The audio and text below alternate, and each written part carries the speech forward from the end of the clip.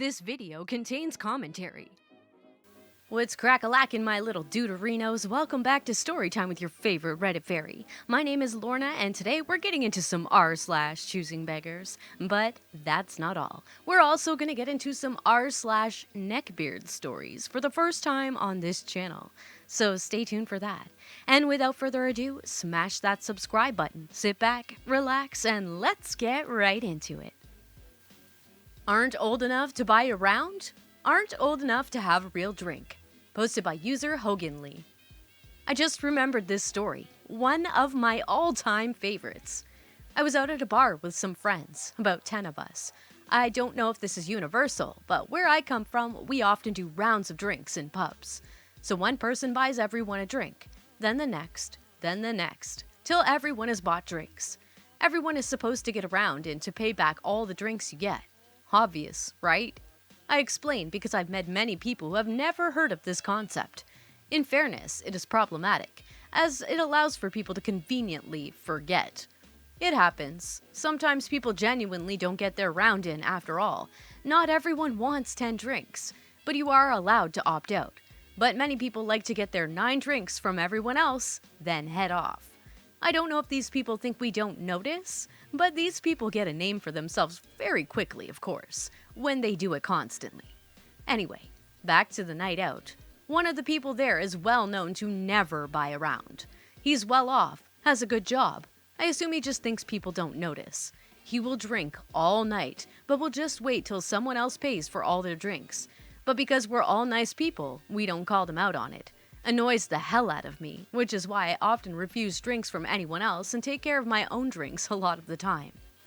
One of my awesome friends started asking what everyone wanted as he was ordering this round. Mostly beers.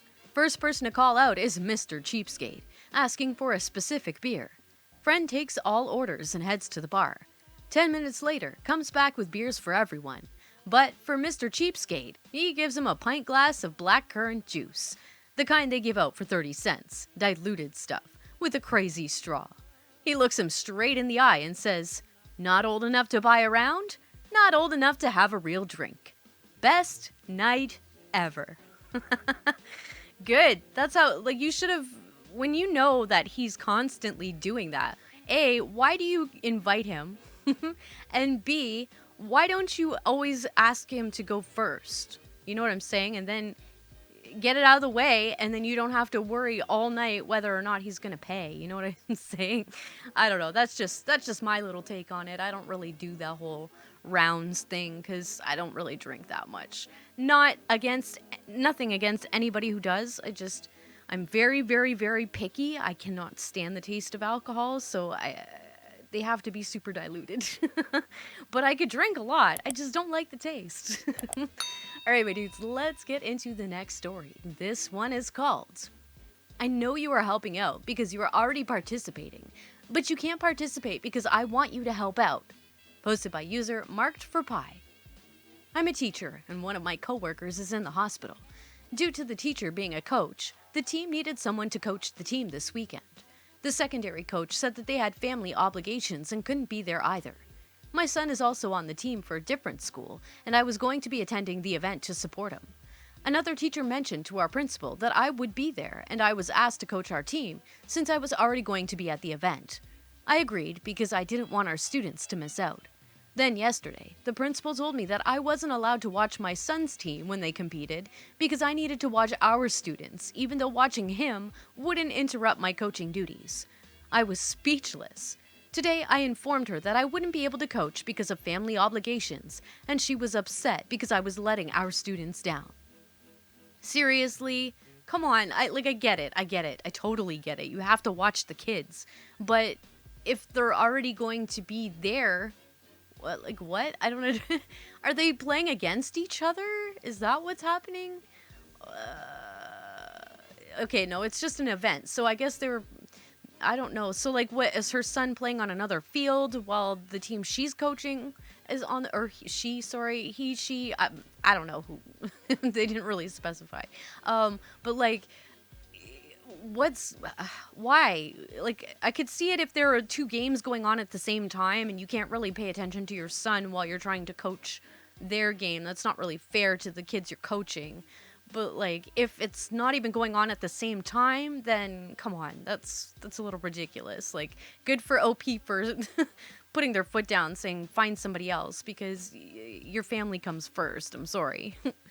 All right, let's get into the next story. This one is called Choosing Beggar Wants Me to Pay Her to Watch Her Kid. Posted by user kitty-94. I apologize in advance for any spelling or grammatical errors. I have a learning disability that prevents me from recognizing the proper spelling of words. My sister is a single mother. She was living on welfare in a crappy town with no jobs and plenty of drug users. I convinced her to move to my city and offered to watch her kid after school so she could find a good job. I offered to do it for free because I knew she couldn't afford to pay me. Her friend told her that welfare covers the cost of childcare and that she had a friend who watched her kid for free and let her keep all of the money welfare paid her. My sister thought this was a great idea. My sister told me about the childcare coverage and what her friend does. I told her I would gift her some of the money back, but not all of it. Note, this would involve me signing a government form saying I got paid that money and I would need to claim that money on my annual taxes. Her keeping any of it would be tax fraud, and I would be paying taxes on the money she was keeping. I don't get paid for the time it takes me to get to her kid's school or home or back to my sister's house to drop her off. I don't get paid for watching her kid if she goes out with her friends. If her kid needs to sleep over because there's no school the next day, I don't get paid until she starts work the next day. She still uses our laundry on weekends, and my husband drives her to do errands when he has time. For free. Every single month, she fights with me over money welfare gives me. She says I don't deserve to be paid for this thing or that thing, so she can keep more of the money for herself. I already give her $100 plus every month. She got mad at me when my toilet broke and I had to go across town to get replacement parts, and told her to call the school and say she would be 20 minutes late picking up her kid. The time she told me she would be home that day. She got mad at me when my toddler got the flu and I wasn't willing to take them on public bus for almost an hour to pick up her kid from school once. She got mad at me when I told her she would have to pick her kid up from my house because I had things to do at home and my husband had evening appointments and wouldn't be able to pick me and our toddler up from my sister's house until 9 p.m. if I didn't go home shortly after picking her kid up. Note, we have one car. My husband uses it, so I take the bus with my toddler every day, and my husband picks us all up and drops her kid back off when she's done work. I finally snapped and told her off. I told her she would have to find someone else to watch her kid because she obviously didn't care about my family's well-being. We are also moving out in a few months anyway, which she has known about since before she moved here, but just assumed we would keep watching her kid until the day we left anyway. Oh, wasn't sure if this was entitled or choosing, so it was cross-posted. Okay. Yeah, a little bit of both, I guess. She thinks that, like, see, this is the thing. This is the thing with stupid people and having a platform to voice their stupidity is it spreads so fucking quickly that people think it's okay to ask people for childcare money that, like, no, why do you think she should do all of this for free? She didn't get you pregnant. Like, she's not responsible for your little crotch goblins, so maybe get a job or, like, I don't know, try to do something for yourself instead of assuming everybody's gonna take care of you. Have some fucking self-responsibility, you know? Fuck. Oh my god. Anyway, that's all I've got for r/choosing beggars today, my dudes. We're gonna get into some Neckbeard stories. This is a new one for me, like totally new. I kind of peeked at a couple of the stories, so I don't really know what I'm getting into, and we're about to find out. So this one is called My First Encounter, featuring implied incest and angst, posted by user Himoko413. The cast today. Me, call me Lucy, 5'4", 19, chubby, but I'm told I wear it well. In this story, I'm cosplaying as Lucina, a Fire Emblem fame. Hubba, the beard of the hour. I'll get into him more later on. So I was at a convention last month. Not too big, but still had quite a following. I was in line to get pizza when Hubba taps on my back and says, "Lucina, I finally found you." Now let me describe old Hubba. He was the epitome of It's the beard inside that counts. Mid to late 20s, a bit taller than me, average build, and he didn't smell too weird. What he lacked in beardy looks, he made up for in beardy creepiness. The dialogue between me and him. Me. Oh? Me? I'm attempting to be in character. I'm sorry, I ain't pulling off the character because I don't know who Lucina or Lucina is. Hubba. Can I take a picture with you? I really love your cosplay. Me. Sure thing. He takes the picture. It's simply me and him doing a peace sign selfie. Hubba. Thank you, Lucina. Your exalted grace is among the greatest in this land. Me, genuinely trying to figure out if this guy really just threw me a flirt or is trying to act in some character. Well, thank you? Hubba. Say, while we're waiting in line, what's your favorite Lucina ship? Me. I don't know. I do have one, but this guy is giving me shifty vibes and I didn't want to reveal. Hubba. Well, my favorite is Owain. Me, internally retching. For reference, in Fire Emblem Awakening, Owain is first cousins with Lucina, and they controversially have the ability to S-support, essentially marry. The game calls them companions, but the sentiment still stands. Anyway, lots of the next few minutes involve Hubba going on and on about how he loves pairing them up in every battle, how he loves the sibling dynamic they each share. Yuck. And that he's been writing an Owain x Lucina fanfic, which is apparently really long. Let's rejoin the dialogue. Hubba. Oh, and I'm planning to end it where Lucina dies to save Owain. It'll be like super sad. Me trying desperately to tune him out. Yeah, that sounds... Wait, what? Hubba. Hey, what do you say once we get our food, we do a bit of a photo shoot? Me, having never done a photo shoot. What? Hubba. How about I take a picture of me crying over your dead body? It would really up the angst. I have a personal trigger with angst, especially involving characters dying or crying over someone's death. This definitely pushed on it. Me.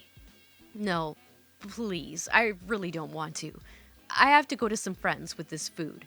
Not a lie. Hubba. Can you please do it? It won't take more than a minute. Me. I really can't do something like that. It's not my kind of thing. Hubba. But, Lucina, you can't say something like that. Me. What? Hubba. You must do it.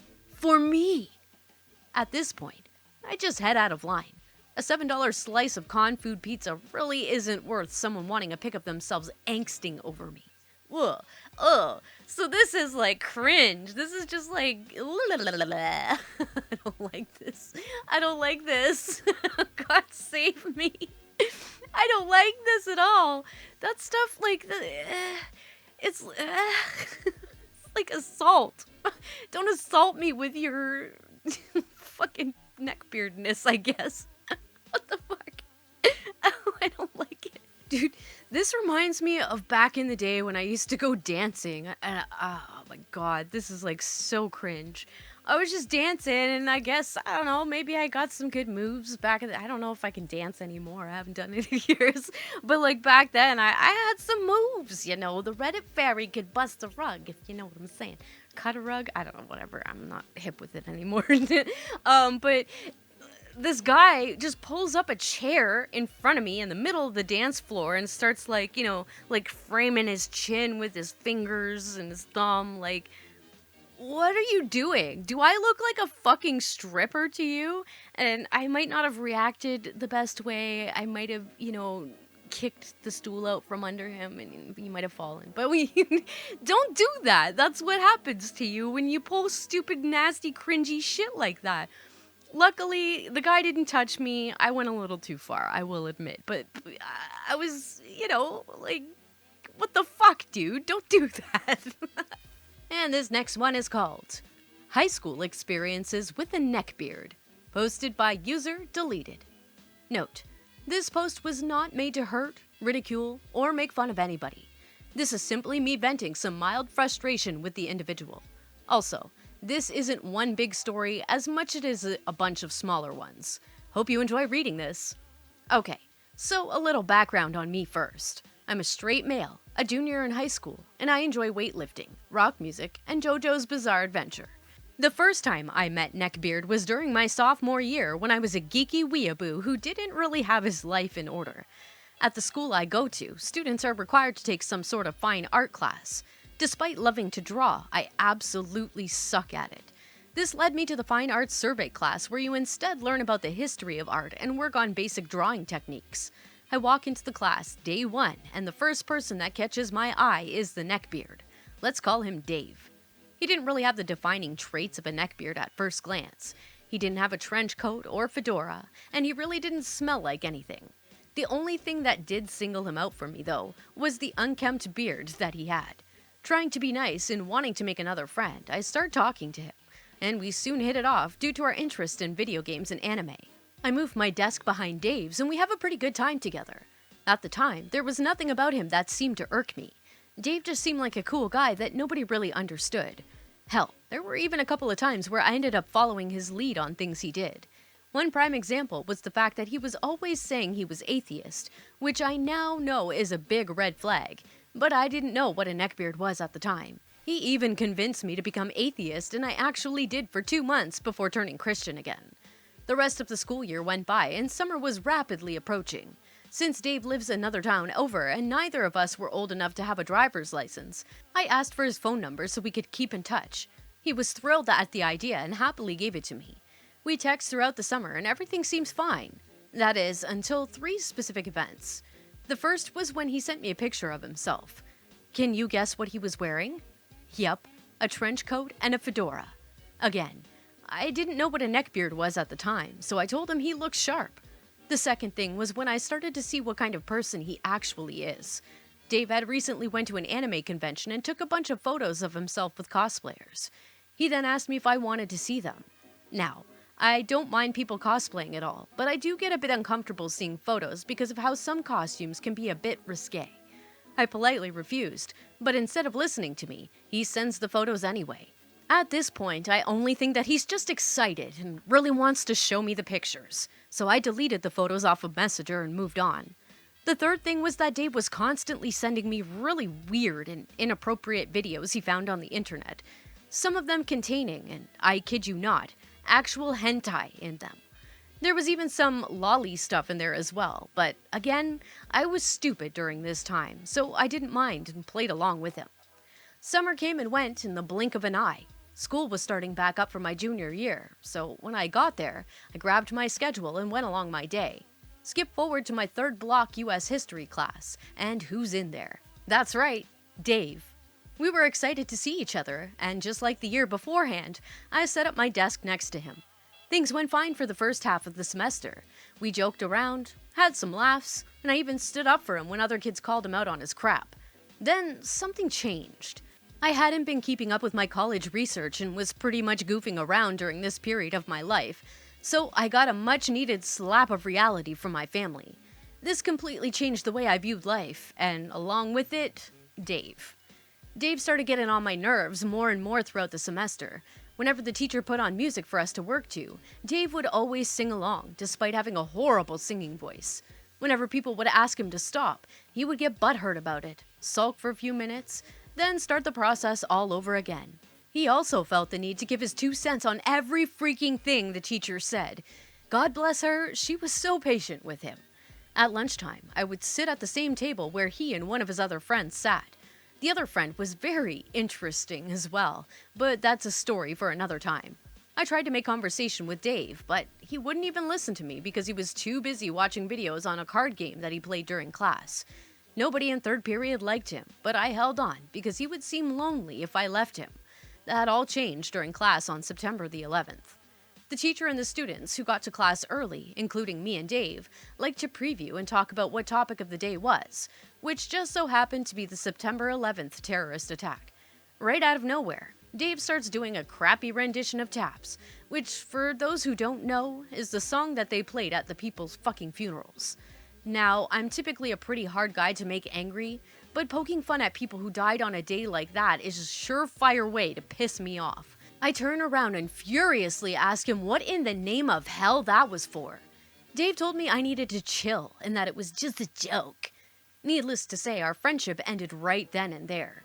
I moved my desk in class and started avoiding Dave like the plague. He soon moved to another lunch table, which was fine with me since he still did nothing but watch card videos all of the period. I told him not to text me anymore and blocked his phone immediately afterwards. I even stopped watching anime, with the exception of JoJo, and completely got off hentai. I'm still clean to this day because of him. The remainder of the class slogged on until winter break finally arrived. I should have clarified that our school works on a block system where you take 4 classes the first semester, and then the remaining 4 the second semester. No more Dave, I thought. Finally, some peace and quiet in my upcoming classes. God knows that was too good to be true. Everyone came back from winter break. We got our schedules, and we did what we did the first time around. The day had just begun, and I walked into my AP English class. I saw Dave outside, but I dodged out of his view. All I'm thinking is, please don't let Dave be in this class. Please don't let Dave be in this class. And my day is ruined when he waltzes into the classroom. Great. I have to put up with more of his shenanigans. During the same day, my peers and I are introducing each other via the name game, which essentially has a person saying their name and 2 things about themselves. The next person then has to repeat the previous classmates' names and things about them, along with adding their own. It then snakes all around the room, and the first person has to repeat everything everyone said. Because of this, all of us were saying pretty basic things like, I work here, my hobby is this, I went to here over the summer. Just normal and simple facts that are easy to memorize. It comes around to Dave, and what does he say? Hi, my name is Dave, and I like H.P. Lovecraft and Magic the Gathering. Everyone in the room gave him a blank stare. This was a precursor to my main issue with him, how dramatic he is about everything. When the teacher calls on him to read, he always does it in a 15th century gentleman's voice and takes forever to cover a single paragraph. Then, just like his singing problem, the teacher would tell him to stop. He would get offended and then sulk about it. There was another time where Dave didn't listen to instructions, typical of him, ended up doing the wrong work for the entire class period, and then when it was time for him to turn the assignment in, had a full-on meltdown because he did something completely different. He was even crying and everything. I didn't feel an ounce of remorse for him. Everyone knew he was just being petty. Now, Dave was always doing things like making inappropriate jokes in class, but lately he's taken a turn for the creepy. One day, as I was walking to class, I caught him peeking into the girls' bathroom for God knows what reason. He saw me approaching, and he said sorry into the room, like it was all a big mistake. What's even worse is that when I told a couple of good friends in my English class what he did, they both looked at each other and realized something. Apparently, there was a kid in another class who was touching girls in places that they shouldn't be touched, and my friends were blaming it on another poor soul. Both guys realized then and there that it was actually Dave, and soon went off to apologize to the person that they'd been blaming. Phew!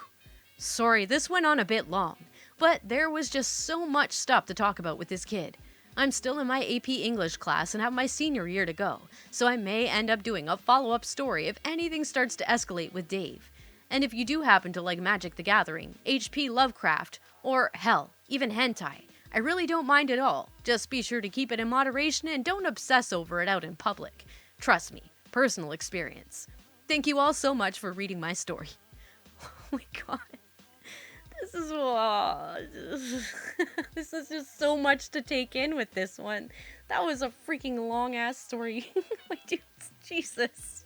Yo, let me just state, like, I am a firm believer in getting yourself a good gamer boyfriend, because there's I don't know, they know there's a secret they know, I think, but the ones that know when to talk like that, you know what I'm saying? Like, don't just walk up to a random person and talk like you're from whatever 15th century whatever. You know what I mean? Like, just don't do it. Just be normal and gauge the person. See how they are in respect to your personality and go from there.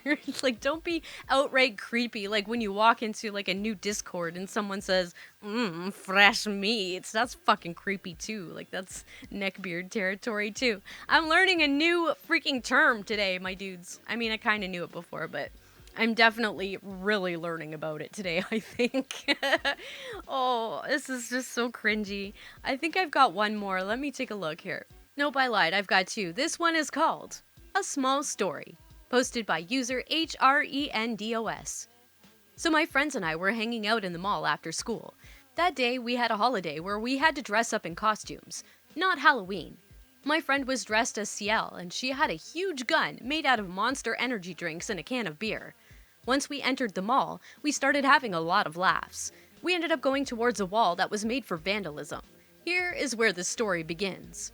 One of our friends brought some markers and we started writing and drawing stuff on that wall. The wall was located right across from a cosplay/anime store. A couple minutes pass, and a neckbeard comes out of the store with a huge anime pillow and a fedora. I wish I was joking. He started telling me, "You just ruined the wall. You have shitty handwriting," to my friend. "You ruined the gun with that beer." We decided to ignore him and kept telling us comments. Some were creepy and some were just plain rude.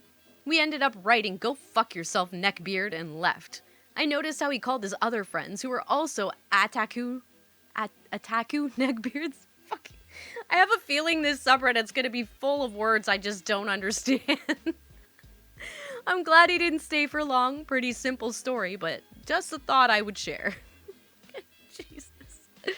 Stop interjecting yourself into other people's lives that do not ask you to be there. Like, fuck off. Guys, I really don't know if I like this subreddit. It's just, like, triggering me. I just, now that I think about it, like, most of the guys I've probably been hit on by were probably neckbeards. Oh my god, this is what happens when you have really big eyes, you're small in, like, video games and geeky things, I guess. I don't know. Shit. Alright, let's get into the last story of the day. My dudes, this one is called Neckbeard Wants Me to Be His Personal Lolly, posted by user Amari Crystal. This isn't super long or eventful, but I felt like sharing. There's this kid at my school who passes all of the requirements of being a neckbeard, aside from the actual beard. He was big, nerdy, and made people uncomfortable. I first met him in my sophomore year when he would sometimes stop by my second period to talk to the teacher. Nothing happened that year, but I got bad vibes from him. He was a favorite of one of the worst teachers at my school and would also stop by her class frequently between periods. On to the actual story. So, Neckbeard McGee, let's do this. So on this particular Valentine's Day in my junior year, there was an assembly about opportunities for off-campus college classes. I mentioned that it was Valentine's Day because I had decided to dress for the occasion in a full sweet Lolita cord. After the assembly finished, I stayed behind with a friend who wanted to look at some of the booths set up for classes. Well, Neckbeard happened to be the one manning the booth my friend was interested in. I had no interest in the class, but Neckbeard looked me up and down and said something along the lines of, "You know, if you joined, you'd be the only girl in this class," in a really creepy way while licking his lips. I politely declined and went back to class, but I started to notice him in more places that I frequented around school. It was starting to freak me out. Eventually, he began stopping me on my way to class in order to talk about video games or anime because he'd seen me wearing shirts with characters from different series on them. It was kind of hard to dodge him because he's so big. He would often mention how cute I look in Lolita dresses and says that I should wear them more because I look like a character from one of his favorite shows. He mainly watches hentai. And said that I look like a kawaii lolly maid. Kawaii? Oh, fucking hell. And that he wishes that I would wear the same dresses, but shorter. Just for him. Ugh. Yes, he actually said that to me. He would also consistently ask for my Instagram and if I had a boyfriend. I would decline giving him my account name and repeatedly told him that I was taken and a lesbian. He would then go on a tangent about either how much he loved girl-on-girl action, as he put it, or that he could treat me better and wanted me to be his little kitty. If I weren't such a non-confrontational person, I would call him out on his behavior, but instead I've chosen to take to the coward's way out and just adjust my route in order to avoid Neckbeard. Thanks for reading my tale of cringe. Edit. Thank you for everyone for your concern. I haven't had a run-in with Neckbeard in a while. Right now we're on spring break, which has been extended by another week because of Corona, so even if I wanted to, I couldn't report him. Nothing aside from verbal confrontations happened, so I have no proof as well. Oh, that's so gross. Like, what makes you think it's okay to go up to a complete stranger and talk about your disgusting fantasies with them? Like, I call them disgusting only because she didn't want to hear any of it. I mean, if that's your thing and you have somebody who consensually likes that and, you know, likes to do those things with you, then power to you. That is amazing. But don't go up to people who you don't even know and be like, oh, my lady, you want to be my little weird little kitty girl? I don't know. Like, what the fuck? That's fucking creepy as fuck. Alright, my dudes, that's all the stories I've got for you today. I want to do something a little bit different today. You guys know that I'm all about the love and supporting your friends and all that shit. So I just wanted to give a little shout out to some of the other Reddit YouTuber channels that I love. Like, I love these guys. Of course, Laugh Napkin. Guys, check him out. Rue Harbor is another one. Bookish has been commenting like crazy on my videos, and I'm pretty sure they deserve a little bit of a view there. Dark Fluff and Narrated Reddit Stories, one of my subscribers, that's his channel. He has an awesome Scottish accent, so if you love Scottish accents, go listen to that guy. He's just getting started. He needs some more subscribers. But yeah, so Laugh Napkin, Rue Harbor, Bookish, who else did I say? Dark Fluff, Narrated Reddit Stories, and Marquis has influxed some subscribers my way, and I totally appreciate that. I actually listened to this guy before I even started my own channel, and to see him comment on my video is like really surreal. It's kind of awesome. But I'll link all of these these channels in the description below. If you guys want to check them out, they'll be down there. They've got some good content too. So as always, thank you so much for watching. If you like this video, please smash that like button. Don't forget to subscribe and turn on all notifications for future videos just like this one. As always, the links to the stories will be in the description below. So head on over to Reddit and show those posters some love with some upvotes. You know they deserve it, my dudes. And I will see you in tomorrow's episode. Peace out!